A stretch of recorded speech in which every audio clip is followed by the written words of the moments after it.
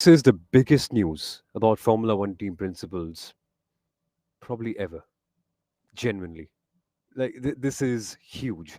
The longest serving team principal in Formula One as of yesterday has been sacked. Christian Horner, the most successful team principal in Red Bull's history, the only team principal in Red Bull's history, the man who built this team, who walked in literally as a young upstart who just won and done good stuff in GP2, handed over the keys to a multi-billion-dollar energy drinks company and their Formula One project, and he made them serial world champions. Today, that story is over. What has happened? Why has it happened? What's going to happen next? What does it mean for Max Verstappen? What's Helmut Marko's role in this? Who's replacing him? Is Ferrari sniffing around the corner? And what do we make of this? And what do you make of this? Is the whole point of this episode. Welcome to the Inside Line F1 podcast. Welcome live to our reaction. I can't call this there is no word to describe this, Kunal, because this is a red alert situation. I'm in the Red Bull India office right now. Literally, I've had to cancel all my meetings, set aside all my work, and everyone understands the matam ka mahal, if you know what I mean, if you're listening in Hindi. But yeah, it is. It's scary. What do you make of it? What's your initial reaction? Well, it's taken everyone by absolute surprise. And what I mean by that is typically we always have rumors before an official confirmation comes in. We had that in the case of, Adrian Newey, Jonathan Wheatley, etc., etc. Now, Red Bull's news when it actually came out, and this is a big piece of the whole clue that what has actually happened, came from the Dutch media. Hmm. Okay, so does the Max Verstappen camp have a part or large part that they've played in this piece of news that came out? I definitely think yes, they do. It's come so much from the Dutch media that the British media actually took time. They were waiting for the official statement from Red Bull Racing before they ended up talking about it, tweeting about it, writing about it, and so on. I pinged Dr. Marco's office and I've been said, please wait. He's been busy in meetings, etc. And because we are all trying to understand what has happened, uh, you know, I think Raymond Vermeulen has said we were informed beforehand by Red Bull Racing of this decision to sack Christian Horner. We are awaiting information as to why that has happened. We are also awaiting information as to what's next. And this is a piece of Hmm. information that, of course, the Verstappen camp is going to act like this is piece of news to them as well. But what's next? Okay, let's just get to what's next because that's what people are wondering. Because I know you and I are big fans of Horner, what he's achieved at what he's achieved at Red Bull Racing, how he's turned the team around. We've spoken to Dr. Marco about this. We've spoken to with Antonio Luizzi about this. We've spoken to a lot of guests on our show who, in general, have just applauded Horner for the technical and the leadership prowess he brought to Red Bull Racing, including Franz Tost, right? Well, what's next? I get a feeling there are two scenarios, and none of these are independent scenarios, so to say. Either Horner was asked to go because he could not retain Max at Red Bull Racing from Hmm. 2026, okay? Or he's been asked to go so that Max is retained at Red Bull in 2026. And again, I go back to the first clue I just gave, which is that the news actually came from the Verstappen camp. Not the Verstappen camp, sorry. The news came from the Dutch media. This piece of news was broken by the Dutch media for a team based in the UK. If you guys also know where I'm going with this. With shareholding in Austria and Thailand. This means one thing, and this is something that I've been able to experience up close and personal while working with Red Bull India. It's that Max Verstappen is a global Red Bull asset. Red Bull Racing is a separate entity within the world of Red Bull. It's an autonomous unit. It operates separately. But there is one person, one employee within Red Bull Racing who transcends the autonomy, who is bigger than the racing team in a way, who's an asset for the entire group and the entire Red Bull ecosystem. It's Max Verstappen. Now, your point is very fair. Is it done for Max or is it done because of Max or not being able to retain him? But whatever is the case, I think it's come at the worst possible time for Red Bull Racing. Because take a look at this.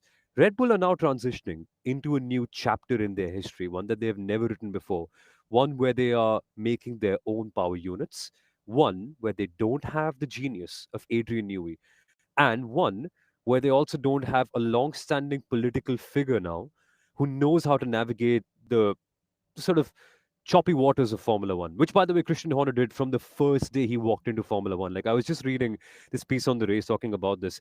The very first year Christian Horner was in Formula One, he actually stood with Ferrari and Jordan, who were the minorities in Formula One at that time, to make sure that Minardi were not allowed to compete with the backdated Formula One car. Like, from day one. Can Loro Mcki do that? Can anyone else in the team step up and take that role? I'm not sure. I'm not. He might as well, but that's a big political figure missing. Red Bull Racing now have a big design figure missing with Adrian Newey, and with Honda departing and them making their own power units, that could be a big engine figure missing as well. Laurent Mekies, as the group CEO, has a huge, huge role to play. This is a huge chapter, and I think Kunal, it's come at the wrong time for them. I think it's really a very tough situation for them to be, but the core spirit of Formula One remains. No matter if you're the most successful team principal in the history of the team, the rule is the same: perform or perish. Welcome to Formula One, I'd say. That's a great way to put it. You know, the Formula One has always been about performance. It's about also politics, and I think Yeah. this is a big political game. I know, Gabbar Singh, a big a big Twitter, handle, has been talking Formula One, and he said that this is a big victory for Max Verstappen. And I tend to agree with that as well. That in this whole piece, there is a part that the Verstappen camp has played. We've got comments coming in. The Austrian guys are no more. No Wheatley, no Rob Marshall, no Adrian Well, Newey. Red Bull is a sinking ship. That's something Feyanshu has put up. Adi says, silly season begins. Horner to Ferrari, says George. We'll get to all of that. We'll get to all of that, right? But my reading, what you said about this whole political play, Somil, is this come at a bad time or is it actually come at a good time for Red Bull? And I think it's come at a great time for Red Bull Racing. And I'll tell you why, Somil. I am only thinking of that big quote from the movie Dark Knight. You know, yeah. I forget what it's like. You live, you You either either die die a a hero hero, or live long enough or to be the villain. and Yes. that's possibly what's happened with Max. Sorry, not with Max Verstappen, with Christian Horner. And yes, he's delivered 14 world championships, 8 drivers titles, 6 constructors titles. He's made Red Bull that team that if Red Bull pitted and put Inters on a drying track, you were almost believing that that's the right thing to do. I mean, I'm Yeah. sure there's a logic behind it. He made Red Bull ruthless. He brought this edgy attitude because that edgy attitude transcends Max Verstappen. It was also there with Ricardo. It was there with Sebastian Vettel as well. So a lot of Red Bull Racing operating as a team was also this attitude Horner carried about himself. And it's important to say that because on one hand, Loro Mcki comes with a lot of experience.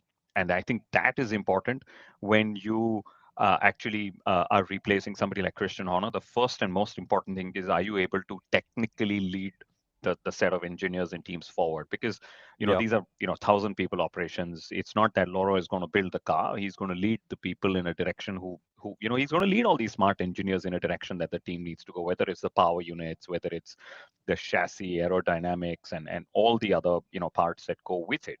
And when it comes to the politics, if Ferrari has survived so many team principles on the political and the sporting level, I'm pretty sure Red Bull knows how to get their political cards also on the table. Because Bernie Ecclestone himself said recently that Red Bull is more important. Red Bull is the new Ferrari in Formula One, given how much money Yes. they spend, how they advertise the sport, market it, and so on.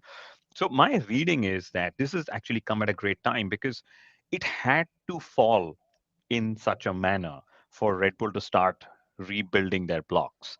Will Red Bull still be a contender in 2026? I think that's what everyone's waiting to see.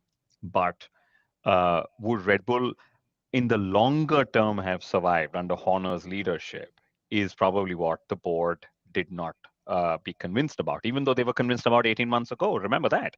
So Yep. I think for the longer term future success, stability of Red Bull Racing, it was important for Horner to go. Will Laurent Mekies be the person who'll take them there or not is to be seen. But yes, I think it's come at a great time for Red Bull Racing, Somil. Let's actually also tell you the story of how this all happened, right? 2022, Dr. Mateschitz unfortunately passes away. He was the one who laid down the foundation of having a Formula One team along with Dr. Marko. And then it all changes. There's a power struggle within the Red Bull group. The Yuvidya family has a different opinion. Oliver Mintzlaff, who's basically representing Salzburg, has a different opinion. Uh, Christian Horner demands, no, not really demands, but has an opinion of wanting more autonomy and shareholding. That's the reported story behind the scenes. Then, of course, the scandal that India today blames to be the reason why Horner was sacked happens. Bullshit. But there's that. All of that's happening in the background. Along with that, the team is still winning, so everything is okay. But then success starts to drop out. And that's where you start to see the transition. Then we see the corporatization of Formula One, Red Bull Racing deciding to create their own power units, Ford stepping in and becoming a global level partner for Red Bull. It's bigger, the stakes are higher, it needs a lot more. And you're right, Kunal. It's that confidence, that vote of confidence. Can Christian Horner lead this team 5, 10, 15 years down the line? And can he still carry it on? I think it still comes down to here and now. It's not just because the car is not performing right now. I think there's something bigger than that because there have been times in the past where Red Bull Racing has been in a similar, if not worse, situation. Like I can just remember 2014 as an instance, world champions and straight up having a terrible year with Sebastian Vettel in the team, but they were at least winning races that year, just like 24. So why was not Horner sacked at that point? I think there's something bigger at play here, clearly. And this is also where I want to take a moment to explain the difference between Christian Horner and Toto Wolff. Now, I'm not saying one's better or worse. I'm not saying one's more successful or the other. But Toto Wolff has shareholding at the Mercedes Formula One team. He bought into the team. Christian Horner was just an employee, the top employee, but an employee. That's what happens when you're an employee. Your contract can be terminated. And this is what Christian Horner has been fighting behind the scenes at Red Bull. He wanted ownership because in his war with Wolf and Horner, this was the big difference that Toto Wolff co-owns the Mercedes Formula One team along with Mercedes and Ineos, whereas Red Bull Racing is owned fully by Red Bull, the corporate entity Red Bull Energy Drinks and so on. So I think this is where Christian was hoping he wouldn't go, where he relies on a board or some member more senior than him in title actually telling him, sorry, your time is up. And okay, so we've discussed that. We've discussed Horner. Will Max leave and go to Mercedes? My Twitter has been filled with that. It's also even the chat here is filled with what's Horner going to do next. Let's deal Yeah. with Verstappen because Verstappen is a prodigy, not Horner. Okay, when it comes to racing a Formula One car, I get a feeling everyone's of course saying this is a Max win and hence he'll stay at Red Bull. Jos said it a couple of years ago. Christian Horner's going to shred the team into pieces. Jos Verstappen's prediction has come true as well. Uh, but Horner leaving doesn't mean Red Bull gets quicker, doesn't mean the car's issues get fixed, doesn't mean the power unit turns out fine, and so on and so forth, right? So, Max staying at Red Bull or no totally depends on whether they will continue to churn out a fast car, Somil. Yeah, what do you reckon? What do you reckon? Does he go now? 27? He has a contract. That's what Sergio Perez loves to say. And we all love to point that out too. But I'm very, very intrigued to see. Actually, folks, let us know what you feel Max Verstappen's next move would be. Because I'm confused. George, who's in our chat, says that Max is leaving for Mercedes. I hope it's not George Russell because he wouldn't definitely. He definitely. Oh, it is George Russell 63 who's wishing for that. Phenomenal, lovely name, my friend. But how do you read the situation? I, I can't tell. I can't tell if it's because of Max that Christian's been let go, or in spite of Max that he's been let go. It's and I No, don't know. I'll tell you what, doesn't matter. We will eventually know. It is just speculation right now. It was because of Max. Speculation is fun. Foreplay is the best part about it all, right? That's what we all love to say. Well, okay. So, uh, I get a feeling Max will continue to be intelligent about this because he is intelligent in the car. His team knows that they need to play this right. Otherwise, till 2028, 2029, they'll be stuck in a bad car. And that's 4 years, 5 years of Max's career. And he's already said he doesn't want to race till he's 40, 45, and so on. So I think Max will tell Red Bull, I'm here and I'm here till 26. Okay. You guys need to figure out who's leading the team. You can get Soumil Arora to lead the team for all I care. Okay. We'll have the nicest of voice in our ears every time there's a debrief, which is pretty much all the time, or a Teams call or whatever. But I need a fast car. If there isn't a fast car, I will move to Mercedes. So they've what Red Bull has possibly done is they've taken one piece of resistance out of the window by saying, okay, you don't like Horner. Yes, we've had a mess with him. Thank you, Horner. We're done. Max, we're going to focus on building the car. Let's put the team together. You commit to us, and you see where 26 goes. Because if Max leaves now for 2026, what's the guarantee Mercedes is going to have a good car? What's the guarantee Exactly. Red Bull's going to have a good car? What's the guarantee Haas might just be having the good car, right? So for Max to take that, it's like this. It's a more risky move now than in 2026. Okay. And and Max is still that driver who can walk into any team and say, I want that car and I'm going to get it. Literally any team, maybe just not Ferrari. Okay.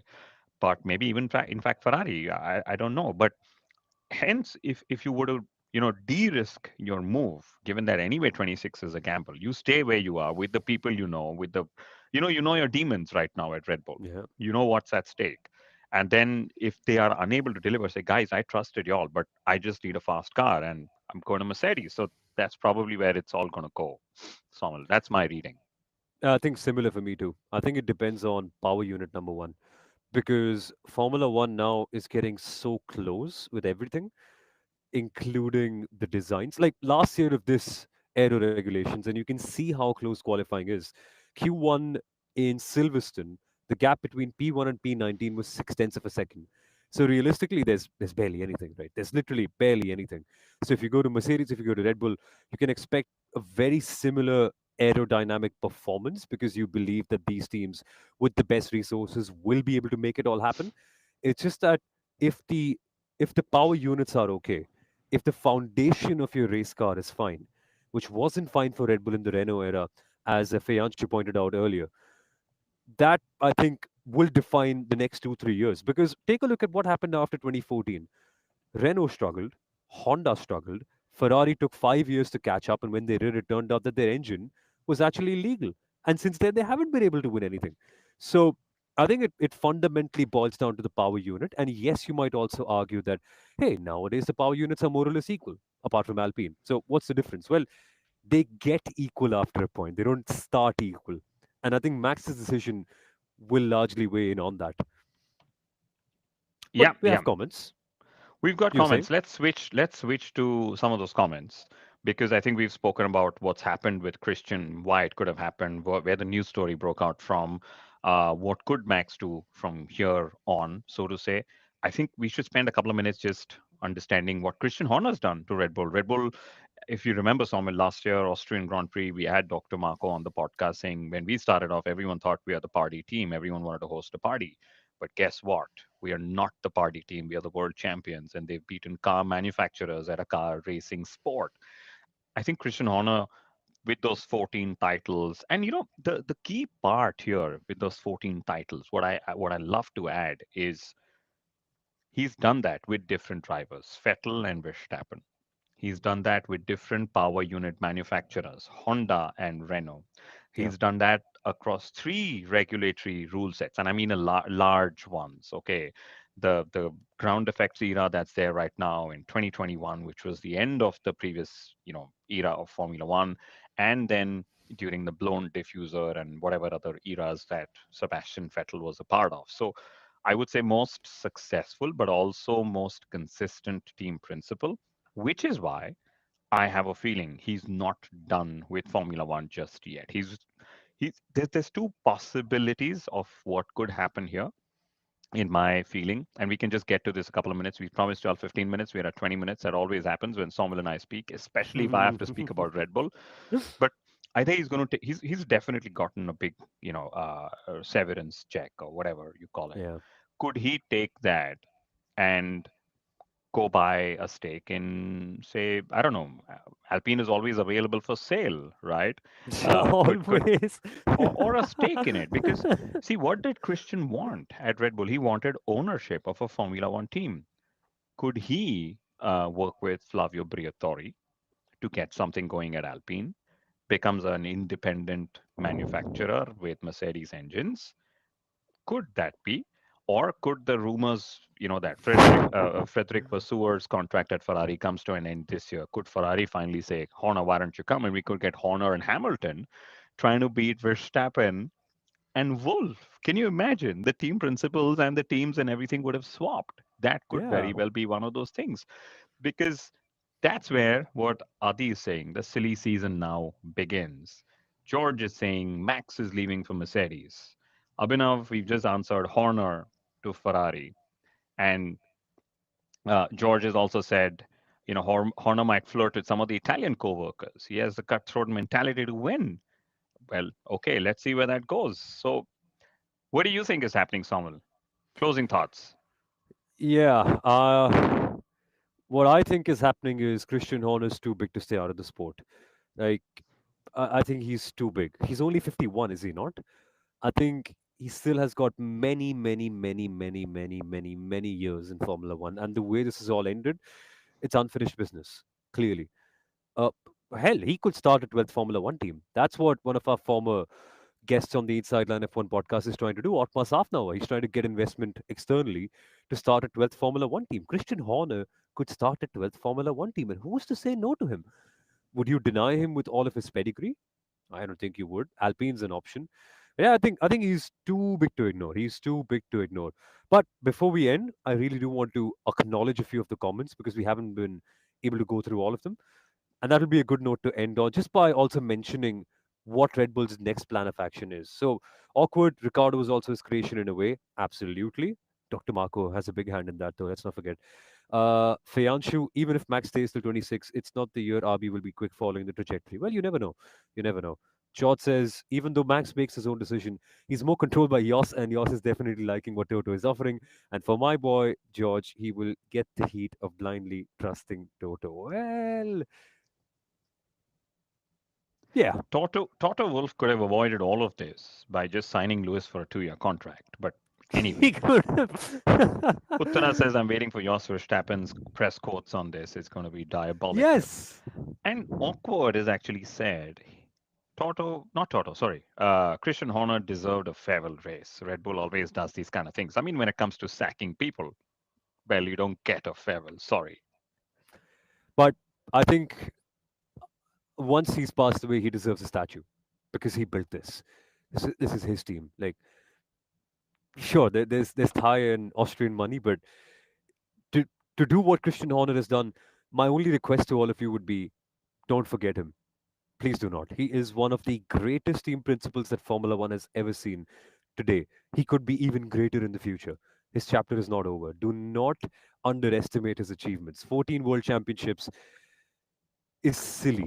It's honestly silly. I think Ross Brawn won 16, Ron Dennis won 14. Toto hasn't even gotten. Yeah, Toto must have 15, right? 7 and 8 or something. Whatever. The whole point is it's a crazy number to get to. And very quickly, last thing we should end on. Who is Laurent Mekies? How would you describe him, Kunal? I think he's a fantastic guy. I've had the privilege of having conversations with him, thanks to Dr. Marco, who introduced us a couple of years ago. And Loro Mcki comes with a lot of experience, a lot of technical knowledge. He was at Ferrari, sporting director. Before that, at the FIA. After that, in the middle with Racing Bulls. And I like that Racing Bulls is not just breeding young drivers, but also young team principals for Red Bull Racing. And every time I had spoken to Loro, and it was a few times, he just came up. You'd imagine that these team principals are very arrogant, egoistic, don't like to speak nicely. But my conversations with him, and I promise you, one conversation was at 7:30 in the morning. They were so warm. They were so friendly. They were so equal, if that's the word. I'm a nobody when it comes to these team principles and whatever in Formula One. But Either way, being a good guy doesn't guarantee anything in Formula One. So what Loro needs to do is first stabilize the ship, and I think he's going to be tasked with a very, very tough task, if that's the way to put it, Yep. where he's going to have to, like I said, stabilize the ship and continue, before putting more building blocks in it, because this team is going to survive. Uh, this team is going to survive for the next 20, 30, 40 years in the Yeah. business of Formula One. Can they survive in the sport of Formula One? That's Loro Mekies' big challenge. Exactly. What a guy. Started out his journey at Toro Rosso as not a race engineer, I think one of the performance engineers there, and now full circle, being the CEO of the Red Bull Racing Formula One team. Congratulations, Loro Mcki. Commiserations, Christian Horner, but you will go down as one of the greatest. And thank you for all of you for joining. I think time's up. I've got to go back to work. Kunal has to head back to work as well. It's the middle of a work day. You guys must head back to work as well because it's 16:48, 4:45 on a Wednesday afternoon. So I'm pretty sure your workday isn't done. But if you've joined us in the meantime, thank you very much and stay tuned. More feature content is coming on the Inside Line F1 podcast. Click on the bell notification, share this video, subscribe, do all the good stuff. And thank you. We'll catch you